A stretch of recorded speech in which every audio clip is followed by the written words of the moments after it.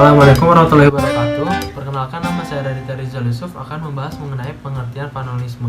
Fanonisme merupakan suatu kritik liberasionis anti-kolonial yang dikemukakan oleh psikiater bernama Martin Nicolas Frantz Fanon. Martin Nicolas Frantz Fanon lahir pada tahun 1925 dan meninggal pada tahun 1961. Fanon sangat dikenal dengan buku-buku dan karya-karyanya yang membahas mengenai isu-isu rasisme dan juga isu-isu kolonialisme. Salah satunya ialah buku dengan judul Black Skin dan juga White Mask. Kedua buku ini membahas mengenai psikologi rasisme dan juga kolonialisme. Sebelum ia meninggal, ia juga sempat menuliskan buku dengan judul The Wreck of the Earth yang membahas mengenai dekolonialisasi.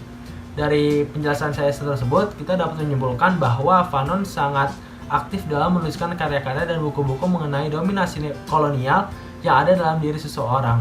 Nah, dalam menuliskan buku-buku tersebut, Fanon menggunakan perspektif Marxisme untuk kontrol sosial dan juga ekonomi. Fanon juga berpendapat bahwa kaum intelektual pribumi secara radikal harus merestrukturisasi masyarakat di atas dasar yang kokoh dari masyarakat dan nilai-nilai mereka. Fanon dan juga para tokoh-tokoh lainnya seperti Cial R. James dan Amilcar Cabral Verde sebagai seorang tokoh pembebasan nasional tidak setuju dengan adanya pandangan naif mengenai prakolonial. Nasionalisme Fanon sendiri seperti yang tertulis dalam buku Budaya dan Imperialisme yang diciptakan oleh Edward Said merupakan nasionalisme kritis yang mana itu muncul dari adanya kesadaran masyarakat prakolonial yang tidak pernah sederhana atau homogen dan mengandung kelas yang berprasangka sosial dan formasi gender yang berdiri membutuhkan adanya kekuatan radikal reformasi. Dalam studi seperti The Fact of the Blackness pada tahun 1952 yang membahas mengenai pentingnya tanda-tanda perbedaan ras yang terlihat dalam membangun wacana prasangka dan efek psikologis yang kuat dan menentukan adanya konstruksi diri pada orang kulit hitam. Banyak dari karya Fanon sendiri memberikan definisi pada upaya radikal untuk menentang hal-hal tersebut, seperti hal-hal rasisme terhadap orang kulit hitam dan lain-lainnya. Isu ini sangat muncul pada wacana-wacana di pemerintahan Amerika pada tahun 1960-an dan juga pada wacana Inggris pada tahun yang sama. Dan banyak menarik berbagai macam karya-karya lain dari Fanon. Mungkin itu saja yang bisa saya bahas. Sekian, untuk selanjutnya akan dibahas oleh teman saya. Terima kasih. Halo, perkenalkan, nama saya Aulia Hasna. Di sini saya akan menjelaskan mengenai bentuk pertama dari fanonisme, yaitu dekolonialis fanonisme. Bentuk fanonisme yang pertama ini merupakan interpretasi tradisional dari teori kritik Fanon yang menantang kolonialisme, kekerasan, dan dekolonialisasi. Pada awalnya, Fanon melihat adanya kombinasi antara rasialisasi dan kolonialisasi yang menciptakan bentuk kolonialisme baru, yaitu kolonialisme rasial yang mungkin pada saat itu belum terjadi dalam sejarah manusia. Konsepsi Fanon mengenai kolonialisme adalah bagaimana ia mampu menunjukkan bahwa rasisme dan kolonialisme tidak dapat dipisahkan dalam situasi kolonialis di mana orang kulit putih menjajah yang bukan orang kulit putih. Dalam sejarah kolonialisme, ada hal yang penting di mana hampir semua peristiwa berpusat pada perjuangan antara orang-orang yang bukan kulit putih di bawah penjajahan orang kulit putih. Menurut Fanon, penjajah kulit putih dengan tegas berkomitmen untuk mengatasi semua rintangan, baik linguistik, budaya, sosial, politik, agama, dan lainnya, dalam upaya tidak hanya untuk menjajah, tetapi juga untuk merasialisasi dunia orang non-kulit putih.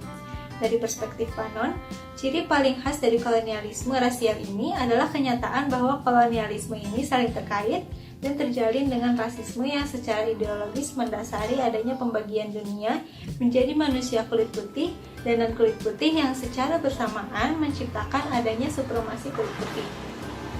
Ketika melihat bentuk kolonialisasi baru tersebut, Fanon berfokus pada mencari solusi untuk masalah kolonialisasi tersebut secara keseluruhan karena kolonialisme mencakup kekerasan yang harus dihentikan. Kekerasan dari kolonialisasi sebetulnya telah menjadi sesuatu yang tidak manusiawi. Menurut Sasar, yang menjajah dengan kejam mendominasi kehidupan orang yang terjajah dan yang terjajah mengalami dehumanisasi secara berulang. Apalagi bila kolonialisasi ini juga menggabungkan rasisme. Hal ini yang dialami oleh orang-orang di Afrika. di mana penjajahan yang dirasakan oleh orang-orang Afrika selain terjadi kekerasan juga adanya unsur rasisme, di mana orang-orang kulit putih merasa lebih superior dibandingkan dengan orang-orang kulit hitam. Bagi Cesar, dirasialisasi orang-orang Afrika dilakukan dengan cara penegasan keafrikaan mereka yang tidak hanya mencakup identitas, tapi juga kesejarahan unik mereka.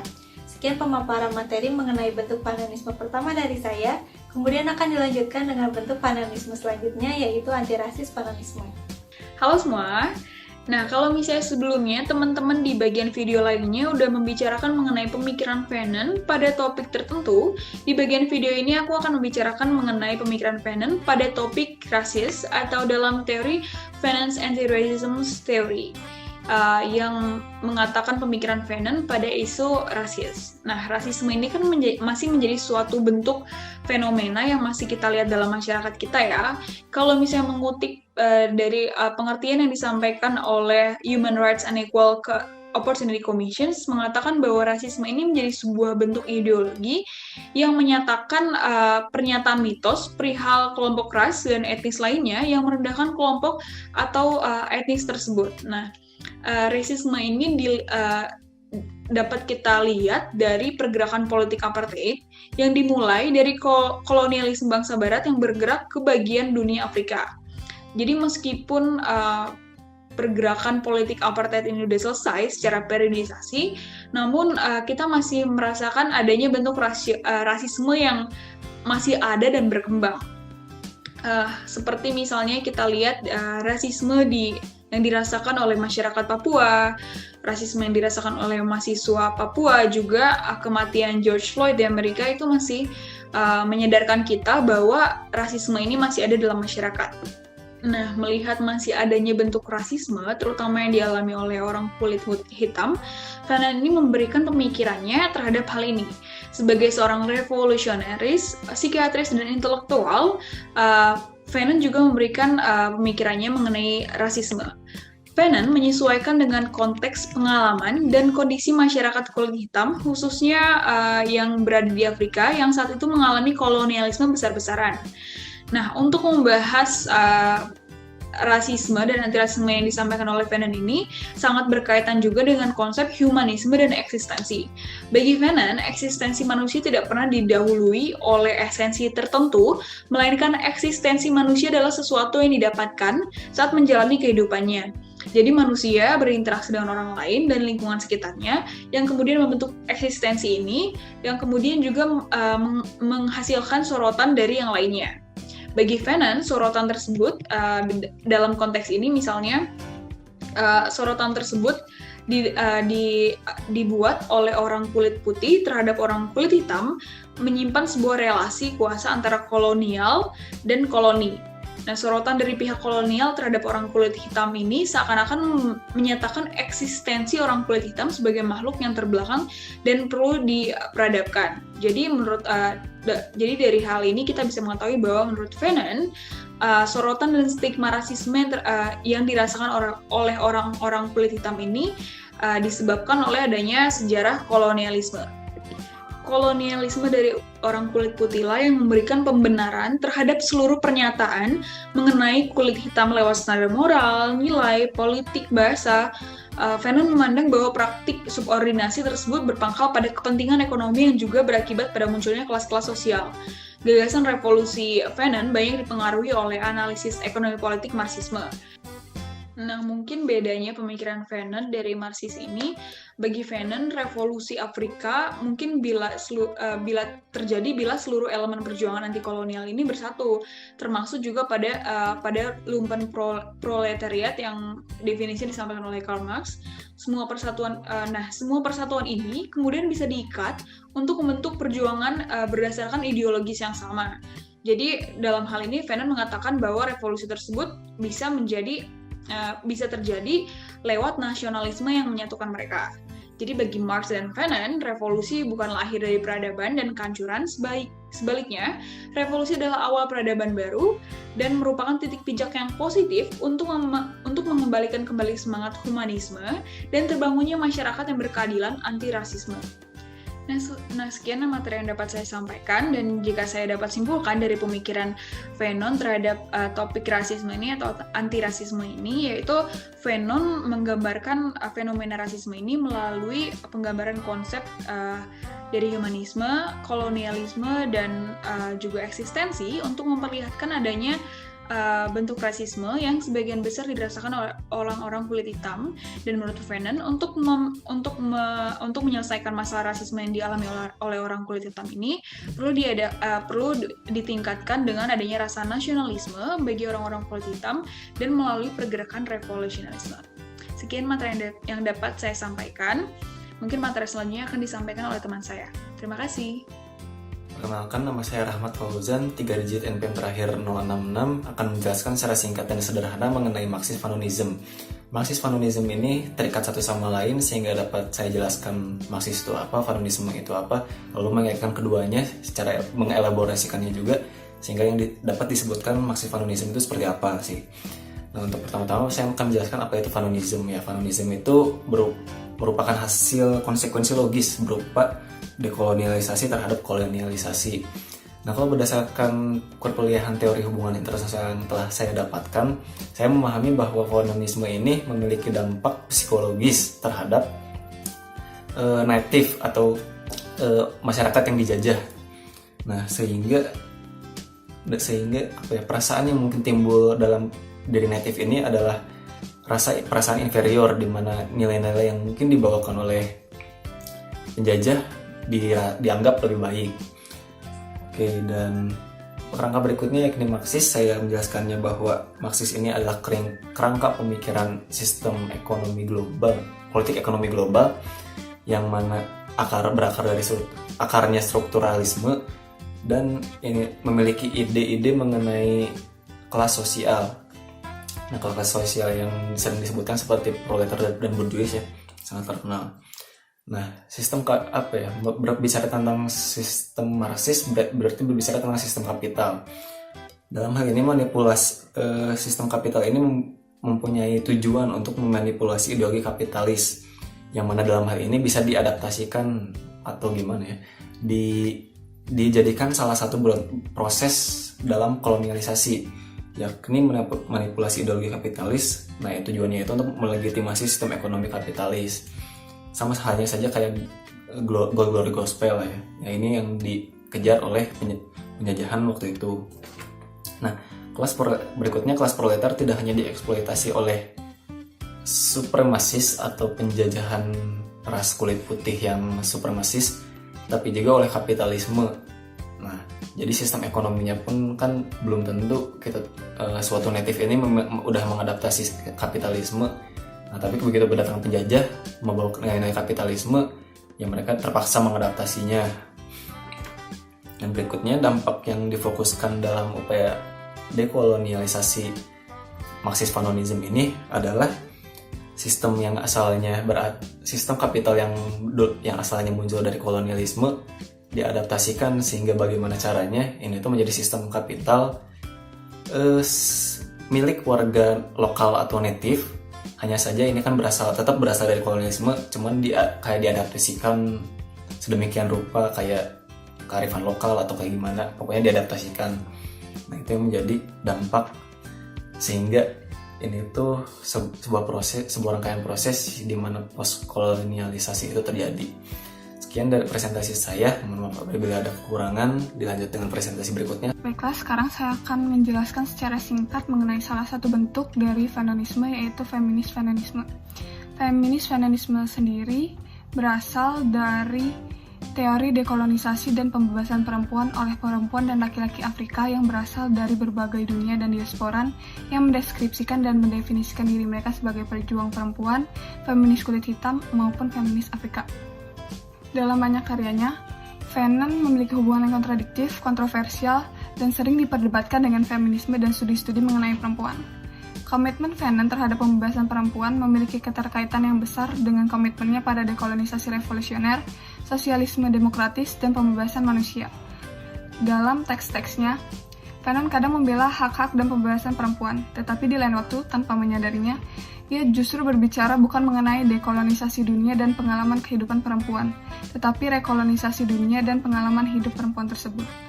Seperti halnya sistem pemikiran dan metode filosofis, terdapat hal positif dan ada pula hal negatif dalam wacana yang disampaikan oleh Fanon. Pendekatan dialektis Fanon memungkinkan kita untuk secara bersamaan mengakui sentimen seksis melalui bukunya yaitu Black Skin, White Mask, sambil juga berfokus pada perkembangan promosinya terhadap posisi dan kebijakan anti-seksis. Secara bersamaan, pendekatan ini juga membuka penafsiran bahwa sama seperti yang biasa terjadi pada banyak pria yang berjuang melawan sosialisasi seksis dan internalisasi patriarki, terdapat kemungkinan bahwa mereka tanpa sadar pernah memiliki pemikiran ataupun melakukan perilaku seksis. Berdasarkan prinsip feminisme revolusioner, Fanon harus dikutuk atas perlakuan dan praktik patriarki yang dilakukannya. Tetapi pada saat yang bersamaan, ia juga berhak atas pujian karena telah menentang sosialisasi seksisnya dan memberikan paradigma dan titik tolak bagi laki-laki, yang pada saat itu sangat menginginkan dan membutuhkan model mengenai pejuang laki-laki feminis untuk secara dialektis dapat mendekonstruksi maskulinitas patriarkal, falosentris, misoginis, dan militeristik, dan merekonstruksi maskulinitas pro-feminis dan pro-perempuan revolusioner yang baru. Yang tidak hanya anti-rasis, anti-kapitalis, dan anti-kolonialis, tetapi juga anti-seksis dan berkomitmen tegas terhadap hak-hak perempuan, dekolonisasi perempuan, dan pembebasan perempuan. Sekian penjelasan singkat mengenai feminisme yang dapat saya sampaikan. Berikutnya akan dijelaskan mengenai bentuk lain dari feminisme. Terima kasih. Kali ini saya akan membahas mengenai revolusi humanisme Fanon. Yang pertama dengan melihat konsep revolusi Fanon.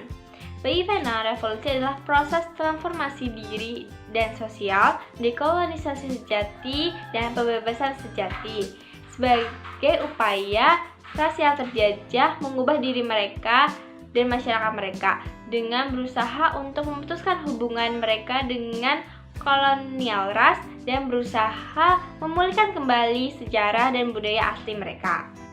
Selanjutnya, melihat konsep humanisme dari Fanon. Dalam konsep humanismenya, Fanon berusaha menunjukkan bahwa saat orang kulit putih berbicara tentang humanisme akan selalu diikuti dengan dialektika superioritas kulit putih dan inferioritas kulit putih. Oleh karena itu, humanisme Fanon dibuat sangat berbeda dengan bentuk humanisme supremasi kulit putih, yang mana humanisme Fanon tidak didasarkan pada supremasi pria kulit putih yang kaya, melainkan didasarkan pada pendekatan terhadap orang-orang malang di bumi yang kehidupan mereka terjajah secara rasial. Berkaitan dengan humanisme juga, Fanon memberikan pandangannya mengenai konsep kekerasan. Pendekatan Fanon tentang kekerasan adalah Fanon menganjurkan anti-rasis defensif, anti-kolonialis, anti-kapitalis, dan kekerasan anti-seksis, serta diskusi khusus kenapa dan bagaimana hal tersebut dianjurkan. Konsep kekerasan Fanon ini membawa pengaruh bagi esai Repressive Tolerance milik Herbert Marcuse yang memiliki sentimen sama dengan Fanon tentang kekerasan revolusioner dan hak perlawanan di muka bumi, yaitu menganggap bahwa kekerasan perlawanan sebagai kekerasan yang berpotensi untuk membebaskan diri dari bentuk kekerasan lainnya. Dan yang terakhir, melihat antropologi filosofis dan filosofi kebebasan Fanon. Antropologi filosofi ini sebagai teori kritis yang mendukung praksis dekolonisasi revolusioner Fanon yang memahami bahwa sifat dasar manusia atau keinginan manusia yang paling dalam adalah untuk bebas. Dan sesuai dengan inti dari teori kritis Fanon, yaitu filosofi kebebasan, di mana Fanon menganggap seluruh manusia berputar dan condong ke arah kebebasan. Bagi Fanon pula, pencarian kebebasan ini merupakan elemen esensial yang dapat mengikat satu manusia dengan manusia yang lainnya atau satu kelompok manusia dan kelompok lainnya. Namun, pemikiran-pemikiran Fanon tersebut melahirkan kritikan, yang mana Fanon dianggap tidak menaruh perhatian pada masalah orientasi seksual dan gender. Karya-karya Fanon mengenai hak manusia juga tidak memandang gender dan orientasi seksual.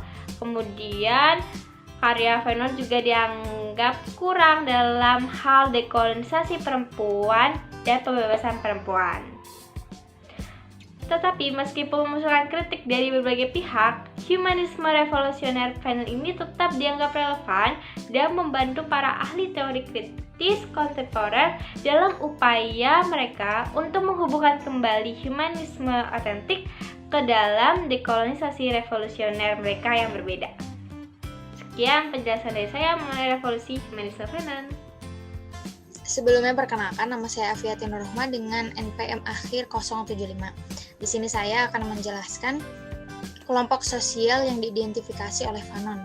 Jadi menurut Fanon, dampak dari kolonialisme di Afrika ini adalah hancurnya homogenitas masyarakat Afrika dan juga pembentukan kelompok-kelompok baru yang dibedakan berdasarkan pekerjaan, peran pertukaran moneter, juga gaya hidup.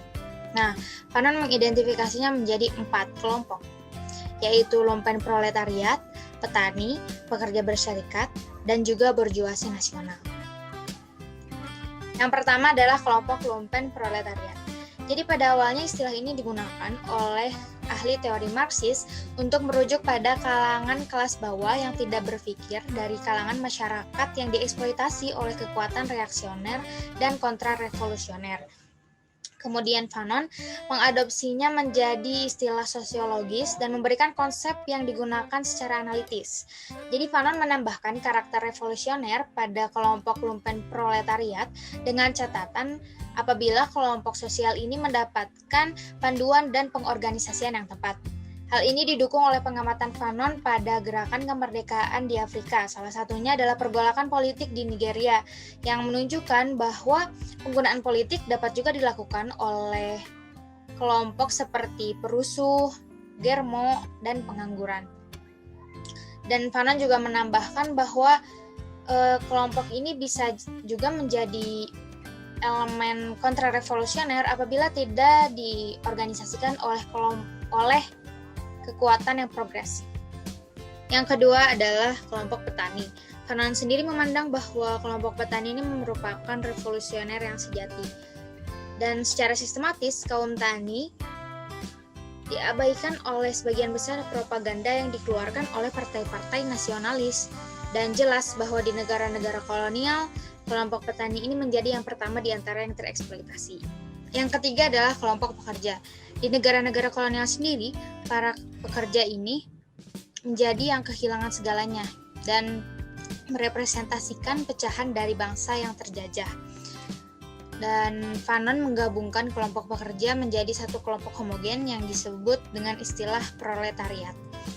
Hal ini dikritik oleh sebagian besar ahli karena seharusnya proletariat ini dibedakan menjadi 2, yaitu elemen yang proletar seperti buruh dan penambang, dan pekerja yang bisa dikategorikan sebagai borjuis kecil seperti penerjemah, supir taksi, dan atau juru tulis.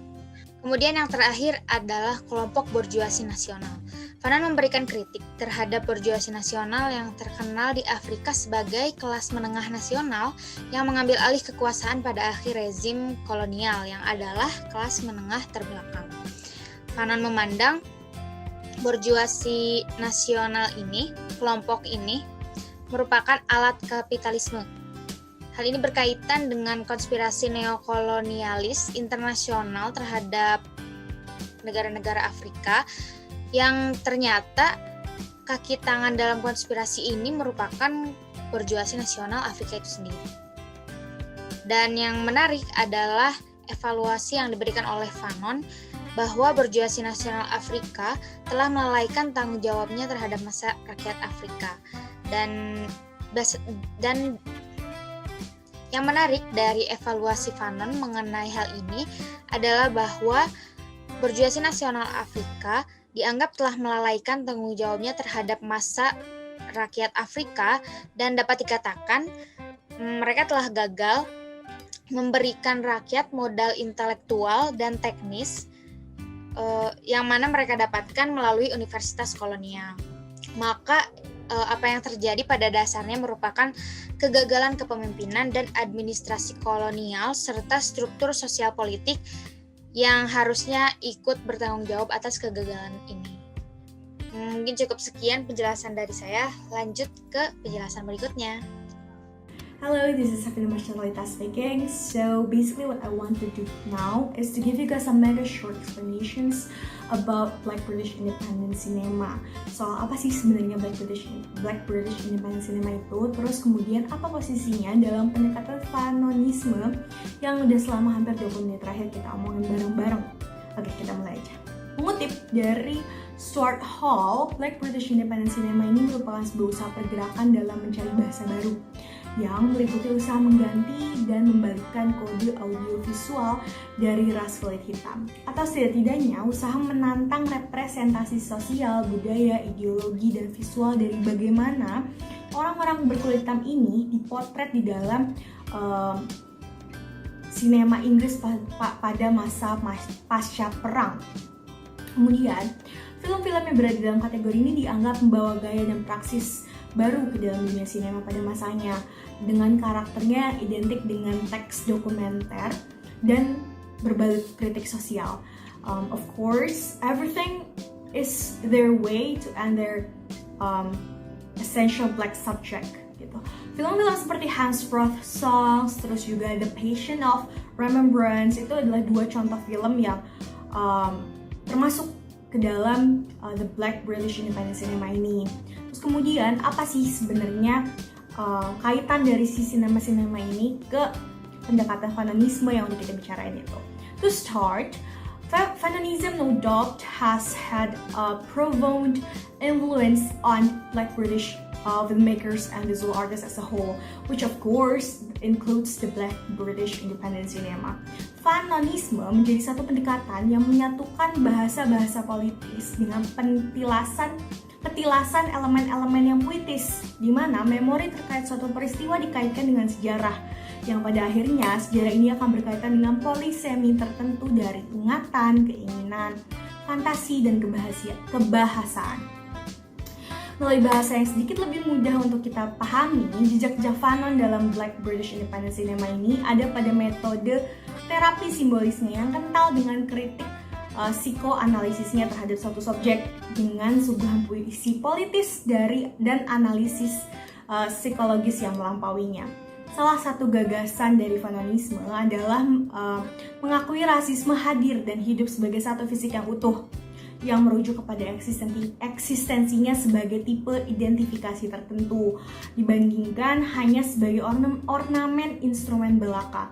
Lalu, melampaui bahasan tentang penindasan dan penguasaan, fanonisme berusaha menyoroti keberadaan rasisme yang sudah seharusnya diserap sebagai subjek kebenarannya tersendiri, atau memang bisa juga sebagai sebuah figur yang hasratnya begitu mudah untuk diartikulasikan. Meski dalam poin terakhir ini bisa juga dianggap sebagai kekeliruan dalam mengenali suatu subjek ataupun objek yang ada.